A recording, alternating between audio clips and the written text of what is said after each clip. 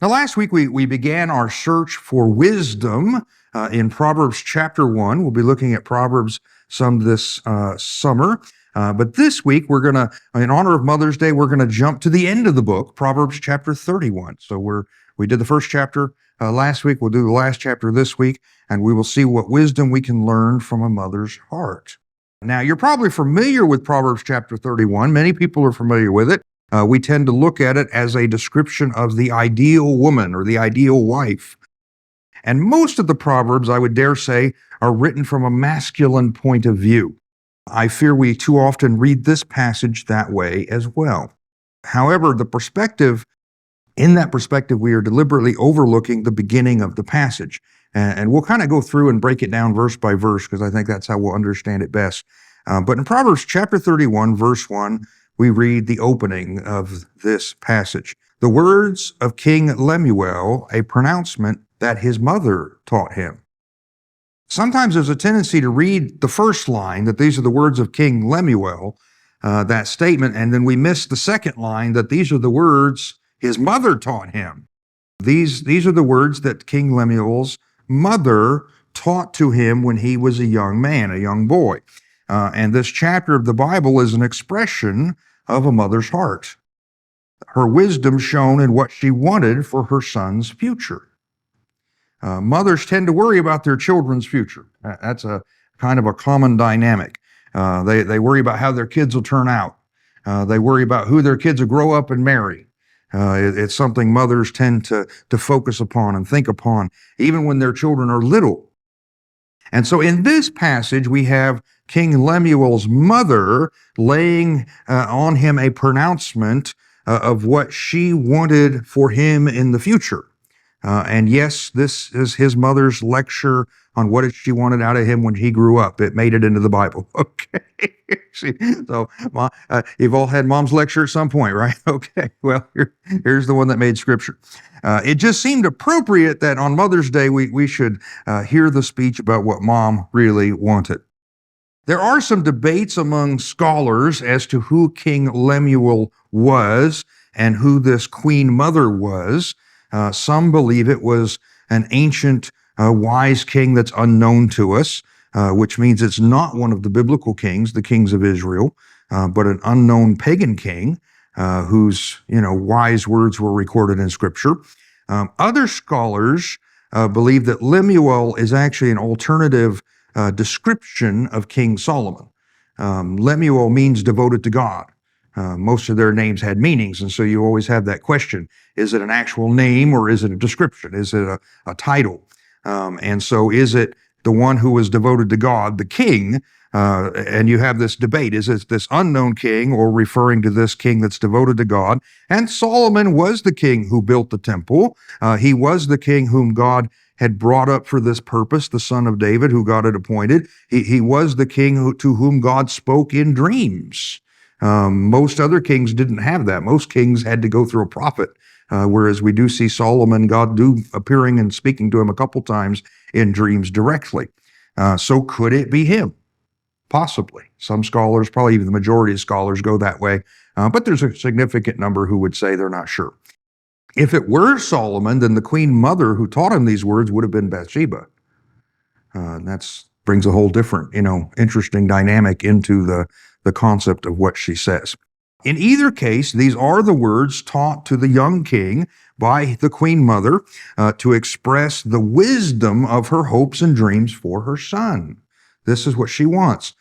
She breaks those desires for her son into two major parts, and we'll look at those two parts.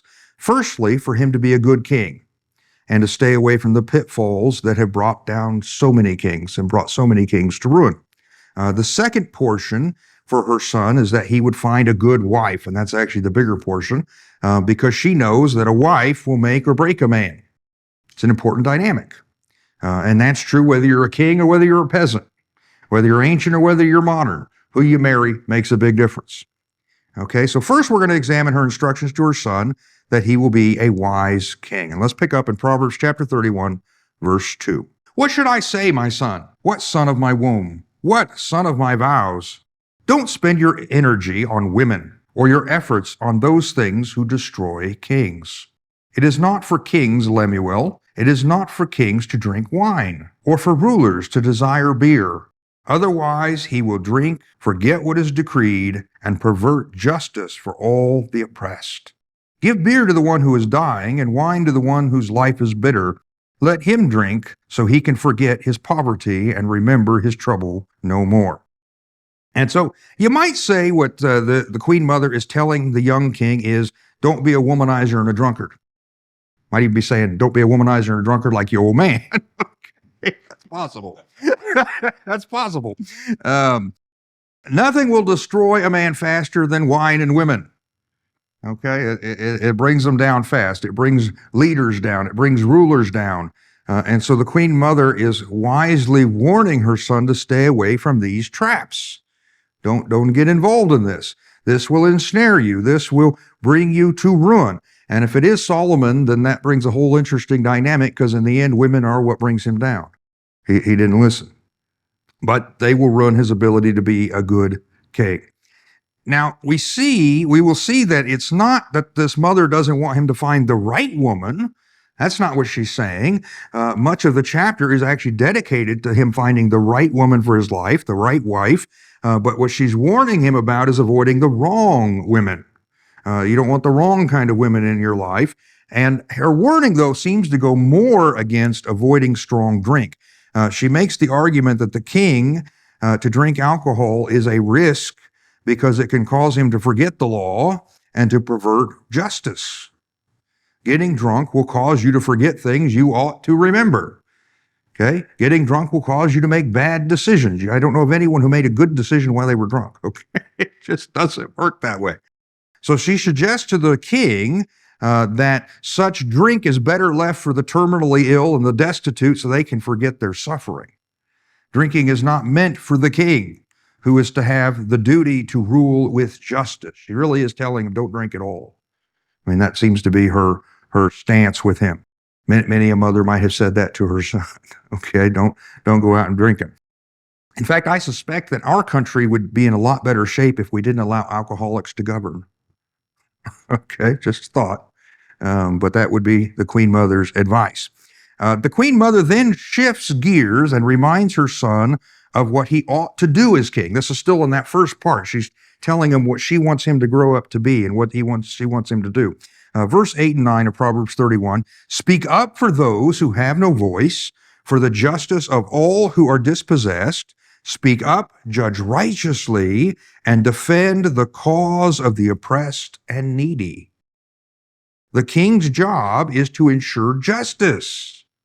To accomplish this, he must speak up for the person who has no power to speak for themselves and the people who have lost what's rightfully theirs. Now, there's lots of people out there who are wealthy and powerful. They tend to be able to speak for themselves just fine. The king needs to be able to step in for the person who can't. And this is a reoccurring theme in biblical justice. God expects the rulers to use their power to help those who are being oppressed, those who are being victimized, those who are not being treated fairly. He should enforce the law fairly upon all people. And that means sometimes, often, defending the people who have no power. Now, this concern, which is correct, along with the rest of the chapter, does make me think that the Queen Mother, the queen in question, did not descend from royalty. She talks like a commoner. Her focus is that of a person who's lived in a normal household. Her focus is someone who understands what it is to be oppressed. And so she wants her son to grow up to be the king who will provide justice, the king who will speak fairly, not just for the wealthy and the noble, but for everyone. It is the king's job to speak up and to judge people fairly. He's not to favor the wealthy, but to defend the cause of the person who is poor and oppressed. This concept probably is a little hard for us to wrap our minds around because our government is divided into three branches. We have the executive and the legislative and the judicial. Our founding fathers did that based on biblical beliefs. and on the idea that power corrupts. And so they divided the government into branches so they would counterbalance one another. And that way we won't have corruption in our government. Right? Okay. Well, that was the thought. That was the thought. It would help counterbalance and provide an honest government for the people. But in biblical times, what we see here under the rule of the kings, the king assumed all power. He wrote the laws. He's the one who enforced the laws. He's the one who judged you if you broke the laws. Everything went to the king. He was the president, he was the Congress, and he was the Supreme Court. There was no appeal from the king. And some used this power better than others. You do see godly kings in Israel who did well and who defended justice and who protected the poor and the oppressed. And then you see some who were tyrants, who were abusive with their power. And so the Queen Mother is reminding this young king that he, as king, is to use his power correctly. Now, probably none of us has advised a king as he rose to the throne, but we can probably all understand a mother wanting her son to turn out good. She didn't want her son to be a politician, corrupted by wine and by women. She wanted him to become a good king, not a bad king. She wanted him to be a person who would do his job well and leave a legacy she would be proud of. She wanted to say that the king is my son, and everybody would be rejoicing. And this is probably what every mother wants for her son, for them to leave a legacy for their family that they can be proud of. Parents usually want their children to grow up and be good people. I mean, very rarely to meet a parent that says, yeah, I want my kid to grow up and be a brat. I mean, you just don't see that. We all want our kids to grow up and do well, to grow up and be good. And so the remainder of her words after that, she teaches her son, once she stated what she wants him to do with his life when he grows up. And if you've had a mom, she probably told you, this is what I want you to do when you grow up. Then she moves into him finding the right wife. This is one of those lectures mom gives you on, this is what I expect for you to marry when you get older. This is something that weighs heavy on a mother's heart. Who will your child marry? Who will be the mother of your grandchildren? Will she be a blessing or a curse to your family? Now, I know none of you have ever had issues between mother-in-law and daughter-in-law. I mean, that doesn't happen in your families. But in some of these families, I mean, sometimes that happens. And so she is voicing these concerns. This is the type of daughter-in-law I want. This is the type of woman you need to marry. And so Lemuel's mother knew that the right woman at his side would make him or break him. And that's true for most people. Who you marry will be the biggest factor in determining how your life will go. It's probably the biggest factor. More than what school you went to, more than what job did you get, who you marry. Because you got to live with the person you marry, okay? It's going to make a big difference. Who you marry will determine things. Will your life be joyful or mournful? Will your life be successful or destructive? Will your family be blessed or toxic? Your spouse will determine if you have a happy house. So don't marry a louse, okay? It's the truth. If you marry the wrong person, you will suffer for it for the rest of your life. And those who have been through a divorce can tell you that doesn't fix everything. You keep on suffering, even after the divorce. You still have the wounds, the scars, the pains from the person you married. However, if you marry the right person, it can become a lifelong blessing. A blessing, a wonderful thing. And so here is the advice that the Queen Mother gives her son regarding marriage, regarding his wife. Proverbs 31, verse 10. Who can find a wife of noble character? She is far more precious than jewels. A mother's primary concern for her children is often who they marry when they grow up, and to that end, this woman teaches her son the value of a good wife. That's not a bad idea. Teach your kids the value of a good wife or a good husband so that when they grow up, they know this is what I need. This is what I want. She teaches her son that a good wife is a treasure more precious than the rarest jewels. That isn't easy to find. The harder something is to find, the more valuable it is. Well, she's telling him up front, this woman of noble character, that's hard to find. Men of noble character are hard to find too. So you search for the thing that's hard to find. It's hard to find the right person to marry, but it's not worth marrying the wrong person. Don't settle for junk jewelry. You want the precious gems that God has for you. Instead, wait on the Lord and search for the person that fits His will for your life. And I am speaking a little advice to you there beyond what maybe she said, but choose God's will for your life. Marry the person God wants for you. You never go wrong with God's will. This mother then describes the woman that she wants for her son. She wants him to marry and the impact that that marriage is going to have on his life. Picking up in verse 11, the heart of her husband trusts in her, and he will not lack any good thing. She rewards him with good, not evil, all the days of her life. You know, if you marry the right person, you'll be able to trust them, and they will always be a blessing to you. You don't want the misery of living with a person you can't trust. A person you have to constantly watch to make sure they aren't into mischief. A person who's doing things behind your back that will eventually destroy your life and your home. That's not what you want. See, that type of person will make your life never-ending misery. Do you want uncertainty, fear, suspicion, mistrust to be your constant feeling? No? It's not what you want? Then you should marry a person with character, a person you can trust. Well, what else can we say for the type of wife that every mother wants her son to marry? Look at verse 13. She selects wool and flax and works with willing hands. She is like the merchant ships, bringing her food from far away. She rises while it is still night and provides food for her household and portions for her female servants. She describes a woman who's hardworking. She's hardworking. She doesn't sit and watch TikTok all day. She works to provide for her household so that she regularly provides the things she needs. She rises early in the morning to make sure meals are on time, not just for her immediate family, but also for the women who work for her. Now, there probably is a cultural dynamic that we should consider at this point. Many cultures have much more defined roles for men and for women than our culture currently has, okay? Our culture in the last few decades has kind of thrown off any definitions that we would have for that.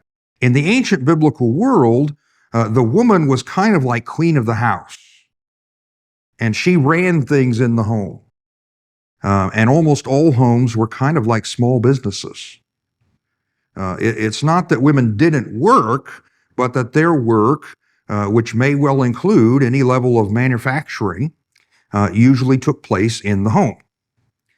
Men, on the other hand, were expected to get out and get a job, okay, get to work. That was kind of the expectation. You didn't sit around the house all day. You went out to the field and plowed. You went to the barn. You took care of the animals. You went to the market and sold the wares, maybe the wares that your wife made. But you went out and engaged in business. And so in their culture, the men largely worked outside the home and the women largely worked inside the home. Each usually managed their own domain. Our culture doesn't define things so clearly, and that often results in confusion. Now, I'm not getting into right or wrong today. That's not really, what I wanted to touch on. Just, I wanted to point out there is a difference, and that difference leaves areas that we have to work out how we're doing things, whereas for them, culture had defined it. They didn't have any confusion. Our lack of definition, it creates more personal choice, but it also creates more conflict and more confusion. In the biblical description, the ideal woman makes sure her home runs efficiently and always in a timely manner. But her work was not limited to within the home. Okay, don't get that idea, because that's not what we're going to find biblical. Look at the next verse, chapter 31, verse 16. She evaluates a field and buys it. She plants a vineyard with her earnings. The ideal woman, the ideal wife in this passage expands her financial responsibilities to increase her family's wealth beyond the walls of the house. She invests in real estate. She plants a cash crop for her earnings. She's making the wine that, the Queen Mother told her son not to drink. Okay. Then we're still going to market it.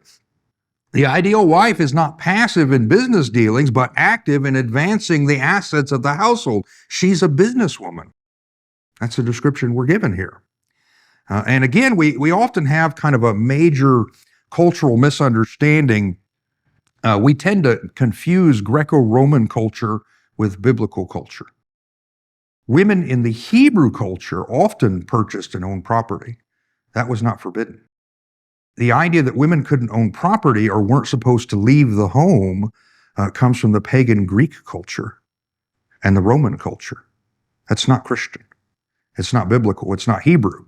And it's not in the guidelines that God established. Proverbs chapter 31, verse 17, she continues on. She draws on her strength and reveals that her arms are strong. The ideal wife has muscles. She reveals her arms are strong. I mean, that's what it says. And that's what every guy wants, a wife that can beat him in arm wrestling, right? That's all right. You actually do see this dynamic among the American settlers, when they went west to the frontier and they would get wives. They didn't want dainty little wives who couldn't do anything and they saw as fragile. They wanted wives with muscles who could help establish the frontier. And that's kind of what she's saying. That seems to be more this concept. The implication might be that the ideal wife is strong and muscular because of the physical labor she's done. I mean, she works. She does work for the household, for the family. She doesn't just sit around looking pretty. She rolls up her sleeves and gets to work, and she has the muscles to show for it. And so that is a biblical concept, of the concept that's presented here. Verse 18, chapter 31, continuing the description, says, she sees that her profits are good, and her lamp never goes out at night. She extends her hands to the spinning staff, and her hands hold the spindle. Her hands reach out to the poor, and she extends her hands to the needy. She is not afraid for her household when it snows, for all in her household are double clothed. She makes her own bed coverings. Her clothing is fine linen and purple. This mother hopes for her son that he'll find a wife. He'll have a wife that is competent at managing her household. She's looking for good management skills. She makes sure that their family is building wealth. Rather than being a drain, constantly spending money, she's building money in the bank. The richer you are, the more you have to watch out for gold diggers. I never had to worry about that. It was never my problem. But for the kings, this is probably a very important consideration. You don't want a wife who's just going to empty the national treasury. You want one that's going to be an asset, who's going to be productive, who's going to be building. Another thing, she makes sure that there's always enough oil for her lamps to burn all night. Now, maybe the modern equivalent of that might be she makes sure the power bill's paid on time. Or that her lights are always in working order and there's backup light bulbs close at hand. She keeps her home well stocked. She works hard to be productive for her family and always has enough to help the poor. In fact, she plans deliberately to make sure she has enough not only for her family, but also for those in need. She plans ahead, making sure for this purpose. The ideal woman's a prepper. Just a little bit. When cold weather comes, she's prepared so her family will be kept warm. Now, we don't have to worry about that here. I'd like the opposite. How do you deal with the heat? Actually, I did see a news article the other day that said the next ice age was about to begin. And my instant thought was, I sure hope it starts before June. That's, but this woman wouldn't be worried about it. Because she would have everything ready for her family, not just to survive, but to thrive. She makes sure it's ready for whatever needs are coming up. Maybe a good summation of these verses might be the wife that is hoped for this young man is one that will work hard to be prepared for any family problem. She looks ahead and she prepares before they happen. She's never caught off guard. She would have made a really good Boy Scout, always prepared. That's the, okay. But that's kind of what's described. Verse 23, her husband is known at the city gates where he sits among the elders of the land. The result of all this woman's hard work is that her husband is well known and well respected. Now remember, these are the mother's wishes for her son. Okay, this is the queen mother telling Lemuel, this is what I want. She knows how much impact having the right wife is going to have on his life. And she wants him to have the wife that will bring honor and respect for him in their society rather than the wife that will bring shame. Now, for those of you who don't know this dynamic about gender, probably most of you do, but it is true. Men will be looked on with admiration or disdain by other men because of their wives. I suspect it's true in reverse, that women, will be judged by their husbands. Do you know what he did? I mean, they might, you can hear that. Yeah. The difference though, when I hear these comments and have heard them from people, I think women have a tendency to feel sorry for one another. Her husband's a bum and this is what he did. Don't you feel sorry for her? And men have kind of a different take on it. They kind of, when a woman's acting up, a guy's wife, they'll say, what's wrong with that guy that his wife acts like that? So you should blame him. At least that's what I've run into in male circles. If he were a real man, his wife wouldn't behave that way. They tend to condemn him. And so in that sense, men might be actually more judgmental than women when it comes to that. The mother giving these instructions wants her son to have a wife that will bring him respect and admiration, resulting in him being influential in society. And especially if he's going to be the king, this is very important. The proverb then returns to describing this ideal woman. Verse 24, she makes and sells linen garments. She delivers belts to the merchants. Strength and honor are her clothing, and she can laugh at the time to come. Her mouth speaks wisdom, and loving instruction is on her tongue. She watches over the activities of her household and is never idle. This woman never has to worry about the future because she makes sure her home is always productive. Her home is a buzz of productivity. There are really three dynamics that we see in these verses. Once again, we see the home of being the family business. The woman makes things that are going to be sold by the merchants in the city. Linen and cloth and clothing. She doesn't just make enough for her own family. She does do that. She provides for her family. She makes sure they have everything that they need. And of course, this is before they had Walmart, so you had to make it yourself. I mean, But she also makes enough to sell for a profit. Okay, this woman would totally be selling stuff on Etsy or Amazon. Okay, that's what she'd be doing. She's a businesswoman. Perhaps for the first time, we see the blatant statement that she is wise. She speaks wisdom and gives loving instruction. She teaches those in her household the right way to do things. And moms have a way of doing that. There's only one way to do things in the kitchen. It's mom's way. Okay? Moms have a way of doing that.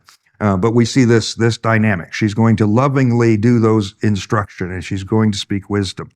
And finally, she's never idle. She doesn't sit around watching soap operas all day.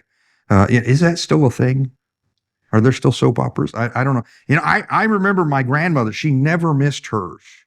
And I can't remember, what was it? I'm trying to think if it was One Life to Live or As the World Turns. She might have watched both. But I will say this for my grandmother. She vacuumed her whole house every day. And she freshened those restrooms every day. She dusted it was just part of what she did. So soap opera or not. Okay. What is the result of this ideal woman's behavior?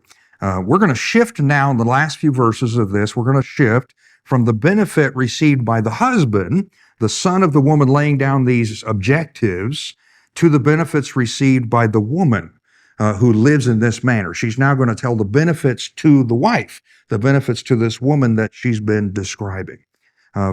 Chapter 31, verse 28, 29. Her children rise up and call her blessed. Her husband also praises her. Many women have done noble deeds, but you surpass them all. She is praised by her children and her husband. They see that she's better than the other people's mothers, better than the other people's wives, and they publicly say so. My mom's better than your mom. They probably also, get her a really good Mother's Day card. I mean, just got to find the right words. Maybe make a video about how mom's a superhero type of thing.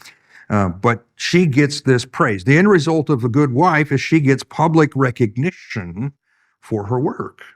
Her husband's glad to lift her up and say, hey, this is my wife. The kids are glad to say, this is my mother's. In fact, they might even have a Mother's Day celebration at church, just to praise the ideal woman. The Queen Mother then gives this last warning to her son. This is Proverbs chapter 31, verse 30. Charm is deceptive and beauty is fleeting, but a woman who fears the Lord will be praised. There's a tendency, men often have a tendency to fall into a trap by judging women by their looks, by their appearance. And so this mother warns against that. And I have to admit, I married my wife for her looks, but not the one she's been giving me lately. Okay. Like right now. Okay. Oh, yes. Physical appearance is deceptive. Okay, that's a deceptive way to evaluate any person, male or female. Firstly, because charm's deceptive. People can act nice and then turn out not to be. What a person looks like on the outside doesn't tell you much of what they're really like on the inside. And I have met many an ugly person with a pretty face. Don't be deceived. Don't be lured in, because once you're married, it's too late. However, the second reason this is true is because beauty is temporary. Beauty on the outside is temporary. It passes away quickly as we age, and we all age.